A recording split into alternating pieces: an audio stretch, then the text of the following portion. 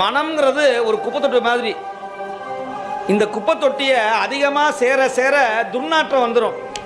அப்போ என்ன பண்ணணும்? ஒரு நாள் விட்டு ஒரு நாள் குப்பையை கொண்டு போய் கொட்டிடணும். இப்போ இந்த மனசுக்குள்ள சின்ன பிள்ளைகள்ல இருந்து 1ஆம் வகுப்பு படிக்க எப்போ ஞாபக சக்தி உருவானுச்சோ அன்னையிலிருந்து இன்னைக்கு வரைக்கும் எத்தனையோ குப்பைகள் மனசுக்குள்ள உள்ள ஒளிஞ்சுக்கிட்டே இருக்கு. இந்த குப்பையை என்னதான் எடுக்க எடுக்க எடுக்க எடுக்க உள்ள இருந்து ஊத்து மாதிரி வந்துகிட்டே இருக்கு.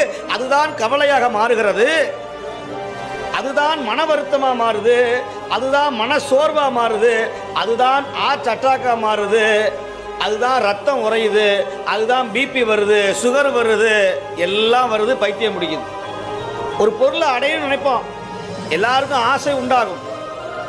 அந்த ஆசையில வெற்றி பெறலைன்னா கோபம் உண்டாகும். கோபம் உண்டாச்சுன்னா கவலை உண்டாகும். கவலை உண்டானா பயம் உண்டாகும். பயம் உண்டானா